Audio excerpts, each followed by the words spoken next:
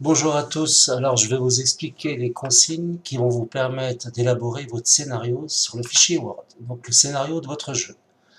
Nous sommes sur Canvas, donc je vais prendre technologie 5e. Ensuite, nous allons charger le fichier de travail qui correspond à la séance 1, préparation du jeu ID. Ici, vous avez, comment dirais-je, les consignes qui vous sont données avec des étapes. La première étape, c'est se connecter sur le compte Scratch qui est en ligne. Donc vous cliquez sur ce lien-là. Ensuite, vous cliquez sur se connecter. Vous tapez votre nom d'utilisateur. Alors moi, je vais taper mon nom d'utilisateur. Vous tapez ensuite votre mot de passe. Alors faites attention, le mot de passe est composé de majuscules, minuscules et des fois des symboles. Et des chiffres, bien entendu. Et vous vous connectez. Alors, une fois que vous êtes connecté, vous revenez sur Canvas et vous passez à l'étape 2. Sur l'étape 2, on vous demande de choisir un Game Pack. Alors, je clique. Donc, la page se charge et je vais prendre comme Game Pack de démonstration celui-ci.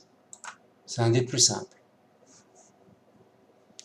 Alors, une fois qu'il se charge, je vais aller me connecter à l'intérieur de ce Game Pack pour voir en fin de compte le contenu. Donc, vous cliquez sur le bouton bleu, voir à l'intérieur. Le voici. Alors à partir de maintenant, une fois que je suis à l'intérieur, je vais repartir sur Canvas et je vais charger mon fichier Word de travail sur lequel vous devez compléter pas mal d'informations à propos de votre scénario. Le fichier Word se charge, je le lance. Voilà. Donc ici, vous avez le questionnaire qu'on vous demande, donc il faut bien répondre à toutes les questions qui vous sont posées.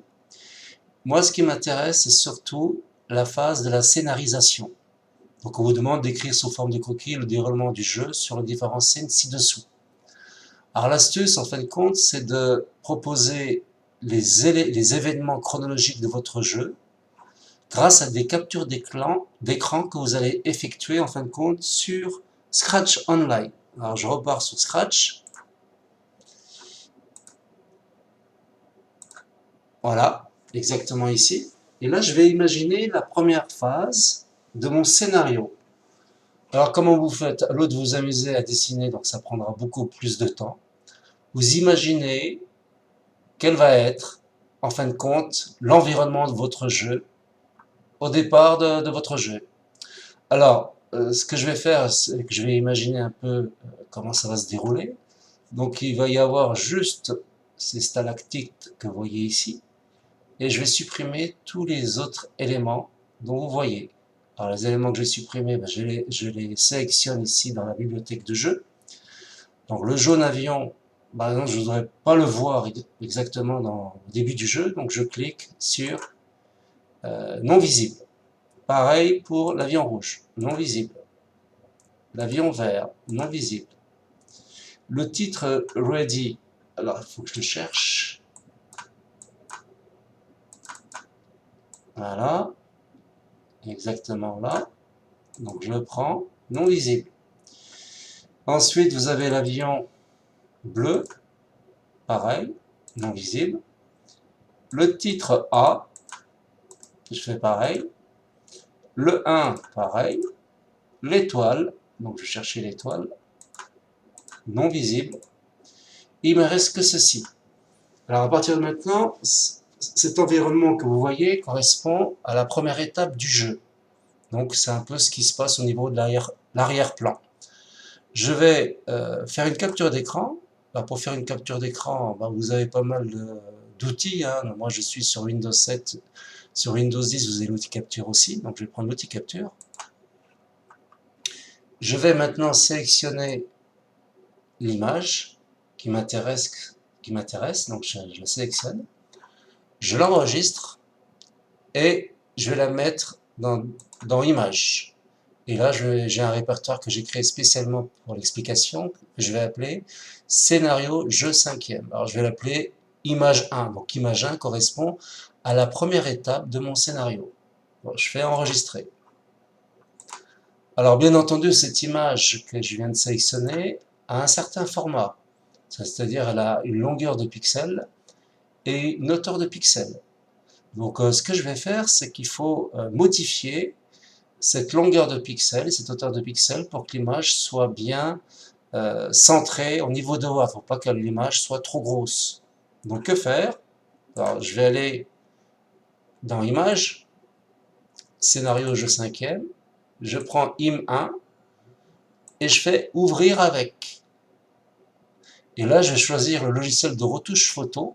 Donc au lycée, nous avons Paint.net qui est un logiciel gratuit. Donc je vous mettrai le lien pour que vous puissiez le télécharger directement. C'est un logiciel complètement gratuit. Donc je vais l'ouvrir. Voilà. Ensuite, je vais modifier la taille de l'image. Donc je clique sur redimensionner. Et ici, j'ai le nombre de pixels suivant le sens de la largeur, le nombre de pixels suivant le sens de la hauteur. Donc ce qu'il faudrait mettre, c'est de mettre, allez, disons 320 sur 240, c'est pas trop mal. Voilà, donc je l'ai réduite l'image. Voilà, ensuite, je clique sur le bouton enregistrer. Voilà. Alors maintenant, je repars sur Word. Et ici, j'ai mon scénario. Donc j'ai simplement rien qu'à importer l'image de départ qui correspond à l'étape numéro 1 des différentes scènes de jeu.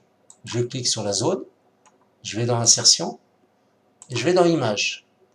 Et là, je vais prendre Scénario jeu cinquième, image 1. Et j'insère. Ici, maintenant, vous pouvez modifier un peu la taille si vous avez envie. Donc, je vais laisser comme ça. Et ensuite, vous passez à la scène numéro 2. Et vous pouvez directement, en allant sur Scratch, réactiver les éléments de votre jeu qui sont à l'étape numéro 2. Alors, imaginons l'avion. Voilà.